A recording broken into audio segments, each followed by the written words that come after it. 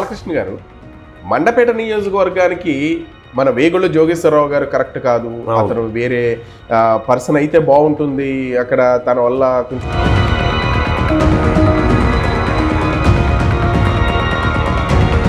బాలకృష్ణ అనే వ్యక్తి సేవా కార్యక్రమాలు చేయడానికి, పార్టీకి విధేయుడిగా ఉండడానికి కాకుండా మరి మిమ్మల్ని బుజ్జగించినప్పుడు చంద్రబాబు నాయుడు గారు బాలకృష్ణానికి నీకు న్యాయం చేస్తాను, ఆల్రెడీ అన్యాయం అయిపోయి ఉన్నావు అని మాట ఇచ్చారా?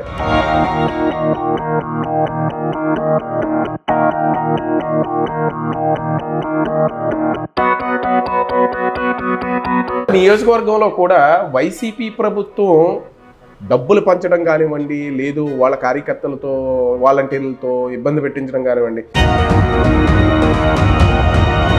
బాలకృష్ణ అంతకు ముందు చంద్రబాబు నాయుడు గారు కాకుండా ముఖ్యమంత్రిగా ఎన్టీ రామారావు గారు ఉన్నప్పుడు పదవులు ఇస్తానన్నప్పుడు ఎందుకు వద్దన్నారు మీరు? అప్పుడే మీకు బ్రహ్మాండం వంటి పదవి. 2 సార్లు ఎమ్మెల్యే, ఒకసారి ఎంపీ,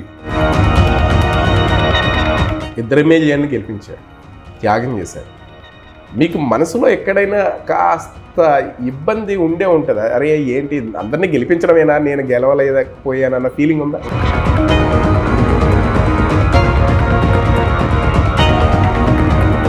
ఎంతమంది ఉన్నా సరే బాలకృష్ణ అంటే వెళ్తే బాబు గారి దగ్గర ఒక ప్రత్యేక స్థానం ఉంటుంది.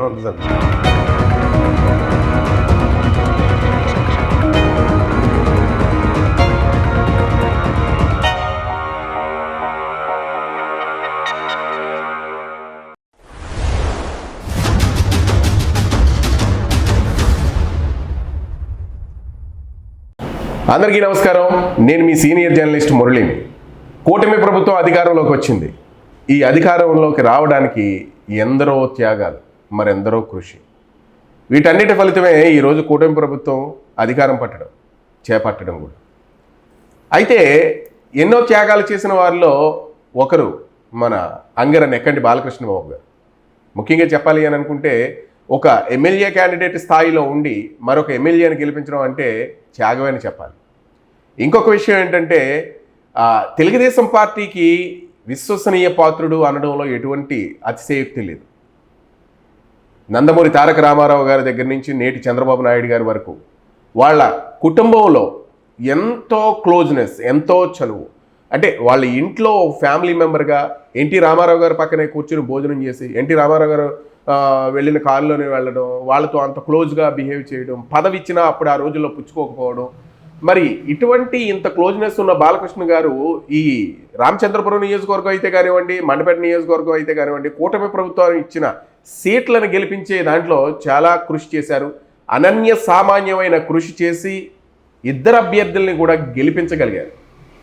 అంటే వాసంశెట్టి సుభాష్, అలాగే మన వేగుళ్ళ జోగేశ్వరరావు గారు. వీళ్ళిద్దరిని కూడా అఖండ మెజారిటీతో గెలవడం జరిగింది. అలాగే అందులో ఒకరికి మంత్రి పదవి రావడం కూడా జరిగింది. మరి ఈ కృషి ఎలా ఉంది, అసలు ఈ యంగర ఊరినే కాకుండా అటు రామచంద్రపురం, ఇటు మండపేట నియోజకవర్గాలను ఏ విధంగా డెవలప్ చేస్తారు, అసలు ఏ పదవి ఆశించకుండా కూటమి ప్రభుత్వ అభ్యర్థులు గెలిపించిన బాలకృష్ణ గారికి ఏమైనా పదవి దక్కబోతుందా, ఇటువంటి విషయాలన్నీ మనం అడిగి తెలుసుకుందాం. నమస్కారం బాలకృష్ణ గారు. నమస్కారం. మరి చెప్పండి, కూటమి ప్రభుత్వాన్ని ఏర్పరచడానికి మీ కృషి చాలా అనన్య సామాన్యం. మరి ఎన్నో త్యాగాలు కూడా చేశారు. ఎలా మీకు ఇది సాధ్యమైంది? అంటే వైసీపీ ప్రభుత్వం కరడుగట్టిన కార్యకర్తల వర్గం ఉన్నప్పుడు మీరు ఈ కూటమి ప్రభుత్వాన్ని తీసుకురావడానికి అందరినీ ఎలా ఏకతాటి మీద తీసుకొచ్చారు? ఇది పార్టీ పట్ల ఎప్పుడు కూడా నేను అంకిత భావంతో పనిచేస్తాను, అది ఒక వెర్షన్. కానీ ఇప్పుడు జగన్ యొక్క ప్రభుత్వానికి నేను తిరిగినప్పుడు అర్థమైంది నాకు. ఎందుకంటే ఎస్సీ పేటలు కానీ, బీసీ పేటలు కానీ గతంలో డివిట్ అయినాయి బాగా. ఇప్పుడు జగన్ వల్ల మాకు ఏ విధమైన యాక్టివిటీస్ లేవు, లేదా ఏదో కార్పొరేషన్ లోన్లు లేవు, మేము బీటెక్లు చదువుకుంటున్నాం, బీఏలు చేసాం, మరి ఎంబీఏలు చేసాం, మేము ఇంటికి రంగులు వేసుకుంటున్నాం, లేదా ఆటోలు తోలుకుంటున్నాం, రకరకాలుగా పబ్లిక్ చెప్పడం జరిగింది. అప్పుడు నవరత్నాల ఎఫెక్ట్ ఏంటి అనేది నేను ఎక్కువగా మ్యాక్సిమం పేటలు తిరిగా. ఎన్ని మండలాలంటే అక్కడ రామచంద్రపురం నియోజకవర్గంలో 15 రోజులు ప్రత్యేకంగా క్యాంప్ వేసి నియోజకవర్గ స్థాయిలో మీటింగ్లు పెట్టి అక్కడ అన్ని పేటలను కూడా తిరగడం జరిగింది. అదేవిధంగా మండపేట నియోజకవర్గంలో కూడా నాకు అన్ని గ్రామాల్లో కూడా ముఖ్యంగా ఓసీ జనరేషన్ కన్నా బీసీ ఎస్సీ పేటలో నేను ఎక్కువగా స్పెండ్ చేయడం జరిగింది. అలాగా అదే కాకుండా రాజమండ్రి పార్లమెంట్, రాజమండ్రి సీతనారాయణ, అలాగే ఊరు మన కోరుకొండ మండలాలు కూడా రాజమండ్రి టౌను తిరగడం జరిగింది. అదేవిధంగా అనపర్తి కృష్ణారెడ్డిది కాంట్రవర్సీగా ఉందని చెప్పి ఆ బెక్కవోలు మరి మామిడాడు మండలాలు అది తిరగడం జరిగింది. అలాగే కొత్తపేటలో లంక గ్రామాలు తిరిగాను. అలాగా నా శక్తి మేరకు నేను చెబితే ఉపయోగపడద్దన్న ఉద్దేశంతో నిజంగా నాకు ఈ తెలుగుదేశం పార్టీ పుట్టినాక పబ్లిక్లో నా పట్ల ఉన్న గౌరవం, అపార అభిమానం, నాకు ఆ భగవంతించిన వరం. దానికే ఆ పార్టీ గురించినే కాదు, ఇప్పుడు కూడా ఆ విధంగానే నాకు నష్టం జరిగినా కష్టం జరిగినా నేను మాత్రం పార్టీకి అన్ని విధాలు వెంటనే ఉండటం కారణం కూడా అదే విధానంలో ప్రజల్లో కూడా అదే అభిప్రాయం ఉంది. ఇన్ని సంవత్సరాల నుంచి ఉన్నారైనా ఎప్పుడు పదవి కాకుండా సర్వీస్ చేస్తానన్న ప్రతి ఎలక్షన్లోనూ కూడా కష్టపడుతున్నారు అని ఎక్కడికైనా అడిగేవారు నన్ను. ఏమన్నా మనకేంటి సరే మన గొడవ కాదు, ముందు మన రాష్ట్ర భవిష్యత్తు ముఖ్యం. మాకు అక్కడ చంద్రబాబు నాయుడు గారు చాలా ఆయన ఇస్తేనే మనకి భవిష్యత్తు ఉంది, ఈ జగన్ అయితే సర్వనాశనం వినాశనం ఇప్పటికే రాష్ట్రం అని చెప్పి మనం వాళ్ళకి చెప్పడం, వాళ్ళు కూడా తప్పకుండా ఈసారి టీడీపీకి చేద్దామని చెప్పి అదేవిధంగా ఉమ్మడి ఎన్డీఏ కూటమి అంటే పక్కన పవన్ కళ్యాణ్ రావడం వల్ల ఆయన వల్ల కూడా కాపు కమ్యూనిటీ 96% టీడీపీకి అదే ఎన్డీఏకి ఓట్ చేయడం జరిగింది ప్రత్యక్షంగా. ఆ ఊళ్ళో కొన్ని గ్రామాలు ఉన్నాయి, మీకు పేర్లు అనవసరం, 3 గ్రూపులు ఉన్న కాపులు కూడా ఒకే తాడు మీద ఉండి పూర్తిగా మరి కష్టపడి పనిచేయడం జరిగింది. అలాగే అన్ని గ్రామాల్లోనూ కూడా అటువంటి స్పందన వచ్చింది. ఇక్కడ క్యాండిడేట్ కన్నా ఇక్కడ ఎక్కడ అనేది క్యాండిడేట్ అనేది చూడలేదు. నా జీవితంలో మొట్టమొదటిసారిగా చూస్తున్నాను నేను. క్యాండిడేట్ అనేది కొంత ప్లస్ మైనస్ అన్నీ ఉంటాయి, కానీ ఇప్పుడు క్యాండిడేట్ విషయంలో ఎవరు పట్టించుకోలేదు.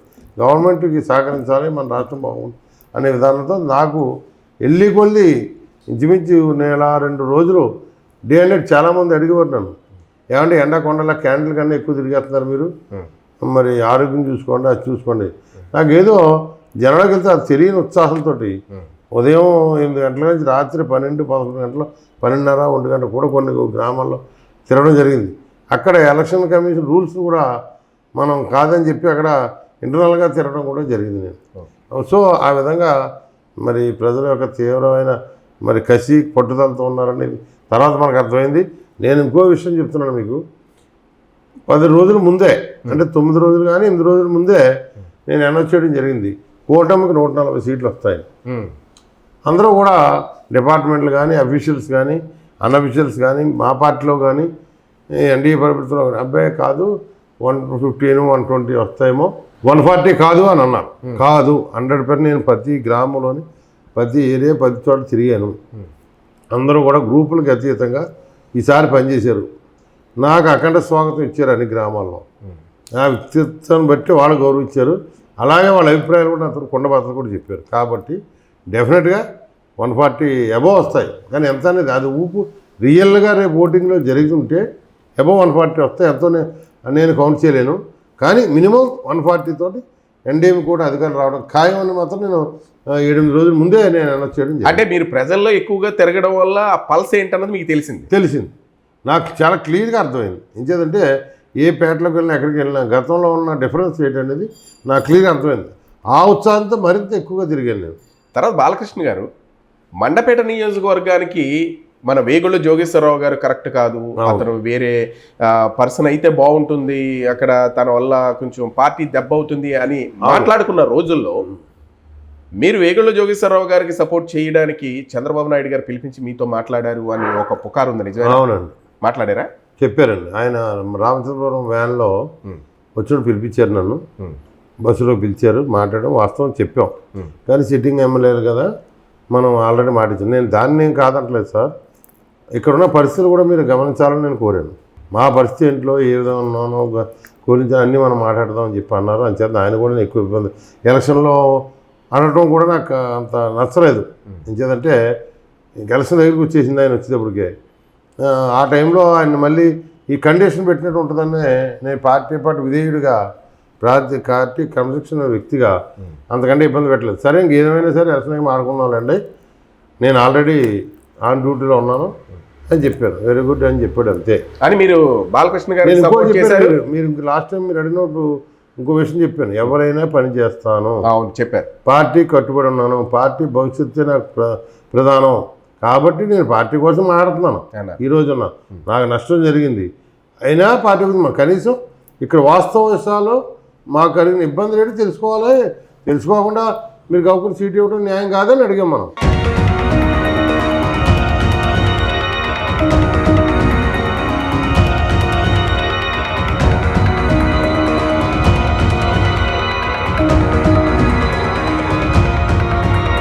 బాలకృష్ణ గారు మండపేట నియోజకవర్గానికి మన వేగుళ్ళ జోగేశ్వరరావు గారు కరెక్ట్ కాదు, అతను వేరే పర్సన్ అయితే బాగుంటుంది, అక్కడ తన వల్ల కొంచెం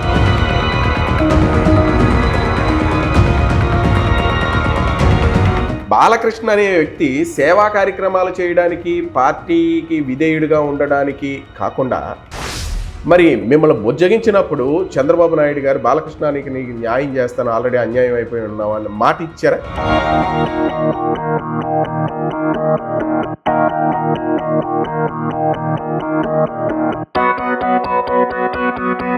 నియోజకవర్గంలో కూడా వైసీపీ ప్రభుత్వం డబ్బులు పంచడం కానివ్వండి, లేదు వాళ్ళ కార్యకర్తలతో వాలంటీర్లతో ఇబ్బంది పెట్టించడం కానివ్వండి.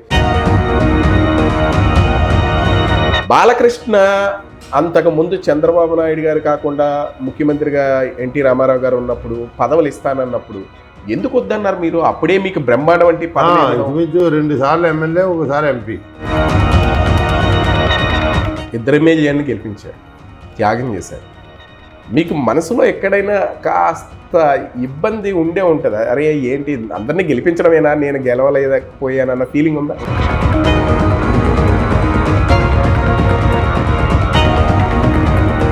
ఎంతమంది ఉన్నా సరే బాలకృష్ణ అంటే వెళ్తే బాబు గారి దగ్గర ఒక ప్రత్యేక స్థానం ఉంటుంది.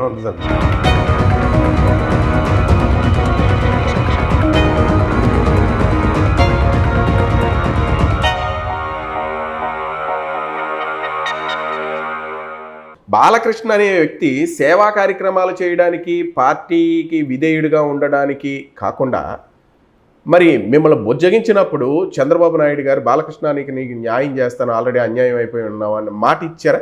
అవునండి, ఆయన చాలా బస్సులో కూడా చెప్పడం జరిగింది. ఆయన తప్పకుండా భవిష్యత్తు ఉంది కదండి సార్, ఇప్పుడు నేను కోరికలు ఆడడానికి రాలేదు, నేను మీరు పిలిచారు, గౌరవించారు, వచ్చాను, నేను ఆల్రెడీ వర్క్ చేస్తున్నాను, ఈ విషయాలన్నీ గవర్నమెంట్ వచ్చినట్టు మాట్లాడుకుందామండి, ఇప్పుడు కాదని నేనే ఖండించాను. ఓకే. అది ఇంకొక విషయం, బాలకృష్ణ అంతకు ముందు చంద్రబాబు నాయుడు గారు కాకుండా ముఖ్యమంత్రిగా ఎన్టీ రామారావు గారు ఉన్నప్పుడు పదవులు ఇస్తానన్నప్పుడు ఎందుకు వద్దన్నారు మీరు? అప్పుడే మీకు బ్రహ్మాండం వంటి ఇంచుమించు 2 సార్లు ఎమ్మెల్యే, ఒకసారి ఎంపీ, 2 కూడా అప్పుడు నాకు ఎంపీగా ఉన్నప్పుడు నేను ఎంపీపీగా ఉన్నా, మండల ప్రెసిడెంట్గా ఉన్నా. ఓకే. అప్పుడు నాకు పైన ఎమ్మెల్యే తర్వాత ఎంపీ, దట్టు ఎస్పీపీగా పట్టారామారావు గారు అనేది ఆయన మా గురువు గారు, మా ఫ్యామిలీ వెల్విష్, నా వ్యక్తిగతంగా వెల్విస్తున్నారు. ఎన్టీ రామారావు నాకు ఎంత వెల్విస్తున్నారో పట్టరామారావు కూడా నాకు అంతే వెల్విస్తున్నారు. ఓకే. నాకు ఇండస్ట్రీ పెట్టు, అది పెట్టు, నాకు లాస్ట్ అని చెప్పి చాలాసార్లు చెప్పాడు ఆయన. మనకు అప్పుడు సినిమా పిచ్చిలో ఉండటం వల్ల మనం ఎక్కువ సినీ ఫీల్డ్ అలవాటు ఎక్కువ ఉండటం వల్ల తర్వాత చూద్దాం, ఆయన అంత పెద్ద ఆయన ఎంపీ అయితే మనం కుర్రోళ్ళు, మనం ఎంపీ అయితేని తక్కువగా నేను ఆలోచించడం పొరపాటు, రాజకీయాల్లో అలా ఆలోచించడం పొరపాటుని సత్యనారాయణ రెడ్డి గారని జడ్బీలో సీసీగా ఉండేవాడు ఆయన చాలాసార్లు నన్ను హెచ్చరించాను, నెలల పాటు, నువ్వు ఆ విధంగా అంటాం కరెక్ట్, రాజకీయాల్లో వయస్సుకి సంబంధం లేదు, ముందుకు వెళ్ళాలి అవకాశం వచ్చినప్పుడు, మోకాలు అడ్డు పెట్టకూడదు అని ఆ రోజు చెప్పాడు ఆయన.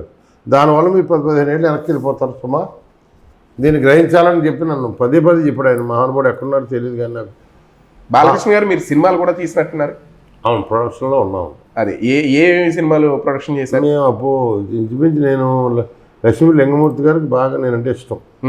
ఆయన పేరు చెప్తే ఎవరైనా సరే ప్రొడక్షన్ వెయిటింగ్ ప్రొడ్యూసర్లు కానీ ఎవరైనా కూడా ఆయన కొబ్బరికాయ సినిమా కొట్టాడు అంటే ముహూర్తానికి ఇమీడియట్గా బిజినెస్ అయిపోయింది. ఆ రోజులు బెంచ్ గారులు 2 రోజులు వెయిట్ చేసి ఆయన గురించి ఇంటర్వ్యూకి, అలాంటి టైంలో నేను డైరెక్ట్గా వెళ్ళిపోయేవాడిని. ఓకే. సో ఆ విధంగా ఆయన ఆ ఫైనాన్స్ అంతా వద్దు, నేను దీంట్లో ఫీల్డ్లో పెడతానని చెప్పి ఆయన డెవలప్ చేశాడు.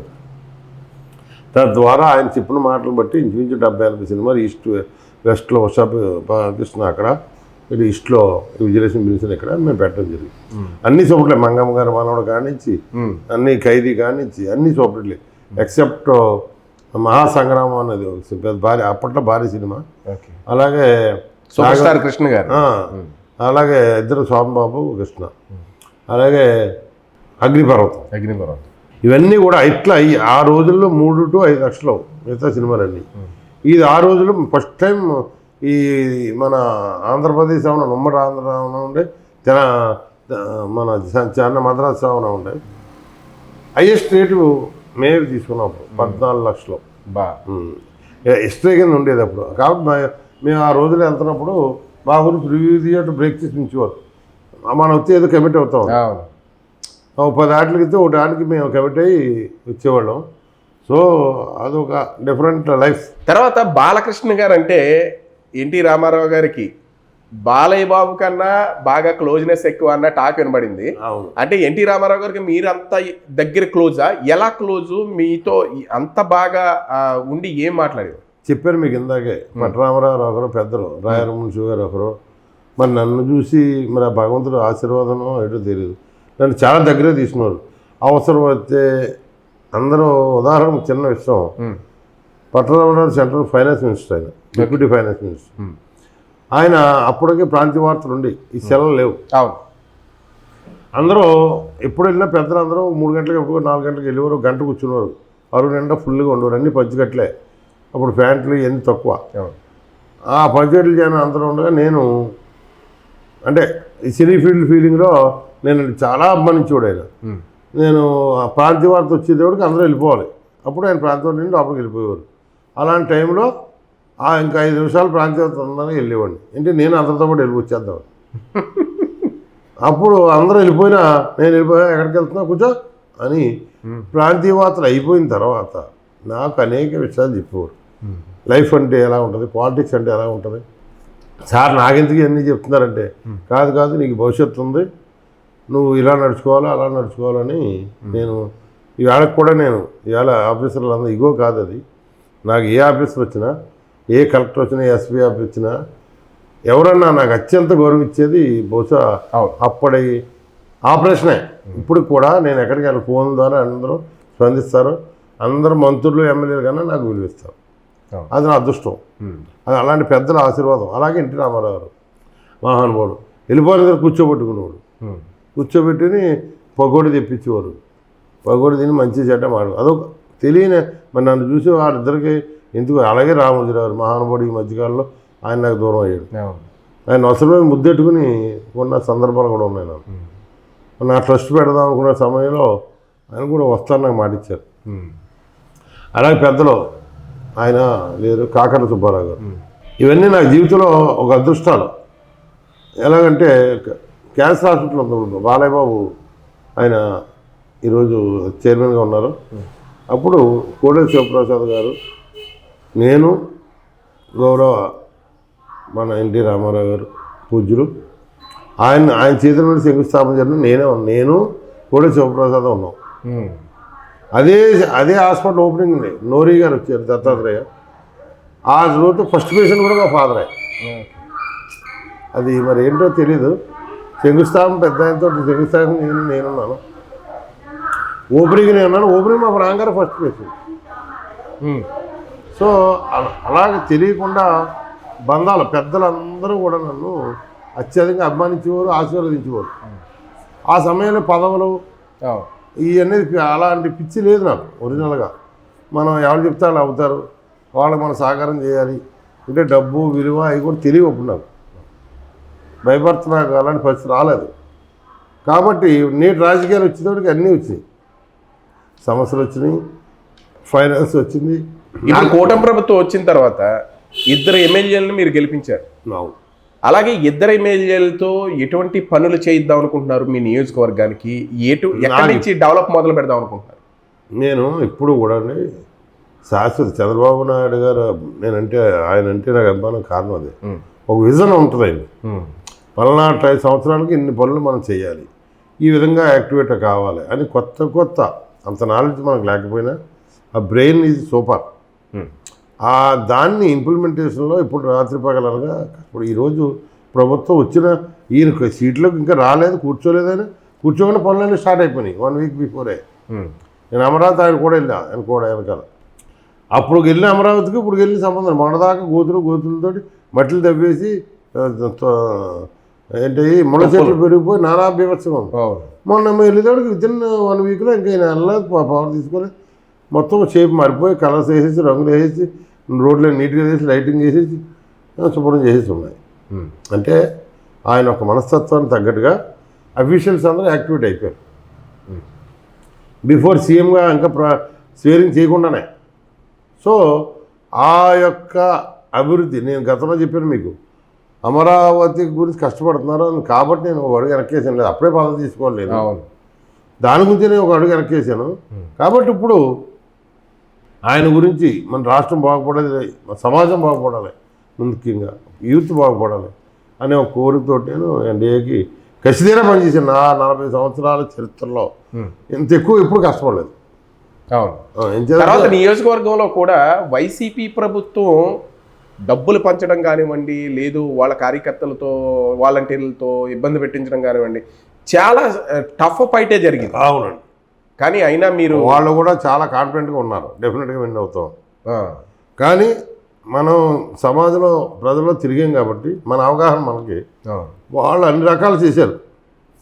కానీ మీరు ఇంతలా చేశారు కదా, మరి మీ దగ్గరికి మీ నియోజకవర్గ ప్రజలు బాలకృష్ణ గారు మాకు ఈ సమస్య ఉంది, ఈ సమస్య ఉందని చెప్పారు. అప్పుడు చెప్పాను అన్నింటికీ నాకు పదవి ఉన్నా లేకపోతే నేను ముందుంటాను మాట కూడా ఇచ్చాను వాళ్ళకి.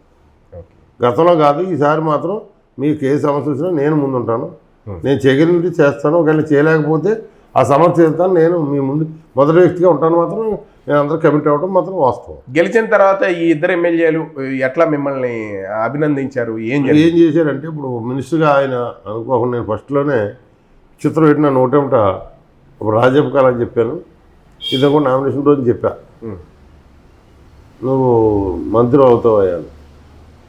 మంత్రి అవుతూ పెట్టండి, నేను మంత్రి ఏంటండి, మొట్టమొదటిగా టికెట్ ఇస్తే నాకు అదృష్టం కాదు, డెఫినెట్గా ఆ ఛాన్స్ నీకు ఉంది, శుద్ధిగాను కదా అనేసి 2-3 సార్లు అని. తర్వాత కూడా నేను క్యాన్వాస్లో కూడా మంత్రి అని పిలిచేవాడు. సుభాష్ గారిని ఎప్పుడు కూడా మామూలుగా పిలలేదు నేను. రేపు రాబోయే మంత్రి అయ్యా వచ్చాడు రండి అని జనాన్ని పరిచయం చేసేవాడు. ఓకే, అది అనుకోకుండా భగవంతుడు మరి ఆయనకు అదృష్టం ఉంది, అతి తక్కువ సమయంలో ఎమ్మెల్యే రావటం, ఎవరికి తెలియకపోయినా ఎక్కడం, మంత్రి రావడం, అంతా కొత్త కలయికలం. మరి మంత్రి తీసుకోవడం, ఈ మూల మంత్రి తీసుకోవడం, ఎక్కడ చేయడం, బీసీకి తప్పకుండా ఇవ్వాలన్న పట్టుదలతోటి ఈ అవకాశం ఇద్దరుగా అవకాశం వచ్చింది. వాళ్ళు కూడా చాలా హ్యాపీ ఫీల్ అవుతున్నారు. వాళ్ళు కూడా మనం అంటే చాలా గౌరవ మర్యాదలు ఇస్తున్నారు.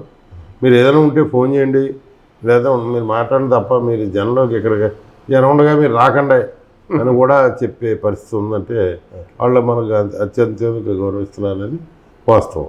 ఫైనల్గా ఈ అంగర గ్రామస్తులు కానివ్వండి, అలాగే మీ మండపేట నియోజకవర్గం కానివ్వండి, రామచంద్రపురం నియోజకవర్గం, ఈ ప్రజలందరికీ కూడా మీ మాటగా మీరేం చెప్తారు అభివృద్ధి గురించి? మొట్టమొదటి ఓటేసింది నేను అభివృద్ధి గురించే. ఇక్కడ దయచేసి వీళ్ళందరికీ కూడా నేను చెప్తున్న నాయకులకు కూడా రాజకీయాలు వద్దు, ఇక్కడ డెవలప్మెంట్ కావాలి. ఇప్పుడు అంగర ఉంది, ఎన్నో సంవత్సరాల నుంచి వెనకబడి ఉంది. గతంలో కొంతమంది నమ్మించి పెట్టించాను నేను, బిల్స్ రాలేదు, జగన్ ప్రభుత్వం బ్రేక్ ఇచ్చింది. సో ఆ విధంగా అతను కూడా అలాంటి వ్యక్తులు ఒకళ్ళిద్దరూ తీవ్రంగా నష్టపోయారు. నిజమే, అప్పులు పాలైపోయి, అప్పులు వడ్డీలు అయిపోయి, వాళ్ళని ఎవరు చూడక, అలాంటి పరిస్థితి కాకుండా డెవలప్మెంట్ బాగా జరగాలి. ఈ గ్రామం పెద్ద గ్రామం, 2600 మెజార్టీ ఇచ్చారు ఈ గ్రామంలో అన్ని కమ్యూనిటీస్. సో వాళ్ళందరూ ధన్యవాదాలు తెలియజేసుకుంటూ కొన్ని కార్యక్రమాలు మేము గతంలో తీసుకున్నాం, అలాంటి కార్యక్రమాలు ఈసారి కంప్లీట్ చేయడానికి మా వంతు కృషి చేస్తాం. అలాగే బోస్ గారు, మన సుభాష్ గారు కూడా గతంలో జరిగిన అవినీతి అక్రమాలపై దృష్టి పెట్టడం జరిగింది. మీరు కూడా అన్నీ చూసే ఉంటారు. ఎక్కడికెక్కడ ముందు పక్షాళన కార్యక్రమంలో ఉన్నాడైనా తప్పకుండా సమాజం నేను ఎక్కడి నుంచి వచ్చినా, నేను ఏదో చేసినా, నాకు ఇంత అవకాశం ఇచ్చిన ఈ పార్టీకి న్యాయం చేయాలి, నా వంతు కృషి చేయాలని చెప్పి చాలా కష్టపడి తిరుగుతున్నాడు. ఎక్కడ బ్రేక్ లేకుండా ఎక్కడెక్కడ లోటుపాట్లన్నీ బదిలీ తీస్తున్నాడు. ఎక్కడ అవాంఛనీయ సంఘటనలు జరిగినా, లేదా అక్రమాలు జరిగినా, దోపిడీలు జరిగినా అలాంటివన్నీ ముందు బయట తీసి అంత స్ట్రీమ్లైన్ చేస్తున్నాడు. అక్కడ రామపురం నియోజకవర్గంలో మాత్రం ఏంటంటే ఇక్కడ చిన్న ఇబ్బంది ఉంది. మిగతా నియోజకవర్గం అంటే మా అతని కన్నా ఎక్కువసార్లు నెగ్గిన ఎమ్మెల్యేస్ ఉన్నారు. కొంచెం అక్కడికి వెళ్తే వాళ్ళు ఏమైనా ఇబ్బంది పడతారేమో అని చెప్పి ముందు తన సొంత నియోజకవర్గాన్ని బాగు చేసి అప్పుడు జిల్లా రాష్ట్ర లెవెల్లో ఫాలో అవుదానికి ఆయన ఆ ప్రణాళికతో వెళ్తున్నాడు. ఇప్పటికే నియోజకవర్గంలో మొత్తం గతంలో ఉన్న చెడ్డ అంతా కడుక్కుని తెలియకుండానే ఎవరికైనా మారుతున్నారు. మరి ప్రజలకు ఉపయోగపడే విధంగా బాలకృష్ణ గారు ఇద్దరు ఎమ్మెల్యేని గెలిపించారు, త్యాగం చేశారు. మీకు మనసులో ఎక్కడైనా కాస్త ఇబ్బంది ఉండే ఉంటుందా? అరే ఏంటి అందరినీ గెలిపించడమేనా, నేను గెలవలేకపోయానన్న ఫీలింగ్ ఉందా? ఉంది, కానీ మరి పరిస్థితులు అలా లేవు కదా. అది వాస్తవం మీరు అన్నది. నేను కాదని అబద్ధం చెప్పిన ఉన్నదే చెప్తాను. ఉంది, ఇలాంటి టైంలో కూడా మనకు అవకాశం ఉంటే బాగుండేది అని. కానీ ఏం చేతనం, నాకు కూడా స్వార్థం. ఏ స్వార్థం? అమరావతిలో మనం ఒక భాగస్వామి కావాలి. ఆ స్వార్థంతో నాకు అనిపించింది, వాస్తవం అది. పబ్లిక్లో తిరిగినప్పుడు జనం అంటవే కాదు, నాకు కూడా మనసు. ఎంతమంది ఉన్నా సరే బాలకృష్ణ అంటే వెళ్తే బాబు గారి దగ్గర ఒక ప్రత్యేక స్థానం ఉంటుంది. ఇప్పుడు కూడా నాకు వాళ్ళ పార్టీలో అలవట్లేదు. ప్రత్యేకంగా ఆయన అవసరం చూస్తే బాలకృష్ణ బాగున్నా రా అని పిలిచే పరిస్థితి తప్ప మనం వెళ్ళి పోకులాడే పరిస్థితి లేదు. అలాగే లోకేష్ బాబు ఇవాళ అతి చిన్న వయసులో తండ్రిని మించిన తనయుడు అవుతాడనేది ఇది నా అభిప్రాయం. ఇక ముందుగా చెప్తున్నా. అది అతను పాదయాత్రలోనే మంచి పరివర్తన చెందాడు ఆయన. ఇవాళ మంత్రిగా కూడా ఇమ్మీడియట్గా కొత్త డెసిషన్ తీసుకుంటూ, స్పాట్ డెసిషన్ తీసుకుంటూ, ప్రజల యొక్క అందుబాటులో ఉంటూ, ప్రజలకు ఏం కావాలి ఇమ్మీడియట్గా అత్యవసరాన్ని బట్టి కూడా ఇమ్మీడియట్గా సెలవుల్లో కూడా జీవోలు తెచ్చి హ్యాండిక్యాప్డ్కి ఇచ్చారు. అంటే ఆయన మాటలు కూడా అన్నాడు, చెయ్యాలని తపన ఉండాలి, దానికి ఏముంది ఆయన చాలు, ఆ కూరనే అతని నేచర్. కాబట్టి రాబోయే రోజులు మంచి పొజిషన్లో లోకేష్ బాబు ఉంటుంది మాత్రం నేను పూర్తిగా నమ్ముతున్నాను. థ్యాంక్ యూ బాలకృష్ణ గారు, ఎన్నో విషయాలు మా వాళ్ళకి తెలియని విషయాలని చెప్పుకునే sir. Thank you so much. Thank you.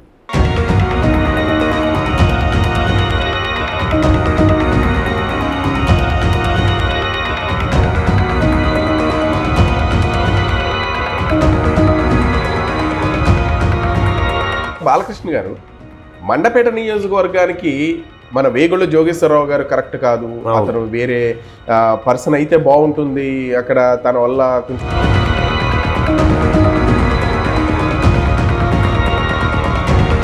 Balakrishna అనే వ్యక్తి సేవా కార్యక్రమాలు చేయడానికి, పార్టీకి విధేయుడిగా ఉండడానికి కాకుండా మరి మిమ్మల్ని బుజ్జగించినప్పుడు చంద్రబాబు నాయుడు గారు బాలకృష్ణానికి నీకు న్యాయం చేస్తాను, ఆల్రెడీ అన్యాయం అయిపోయి ఉన్నావు అని మాట ఇచ్చారా?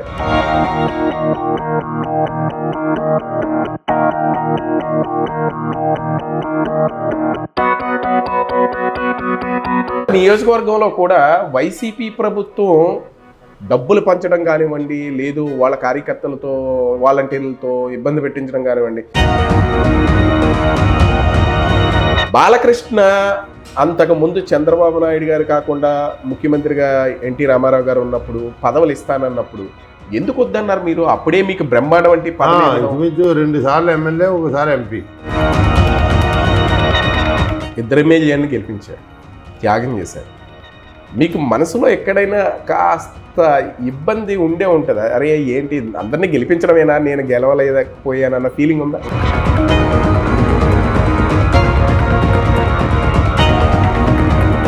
ఎంతమంది ఉన్నా సరే బాలకృష్ణ అంటే వెళ్తే బాబు గారి దగ్గర ఒక ప్రత్యేక స్థానం ఉంటుంది.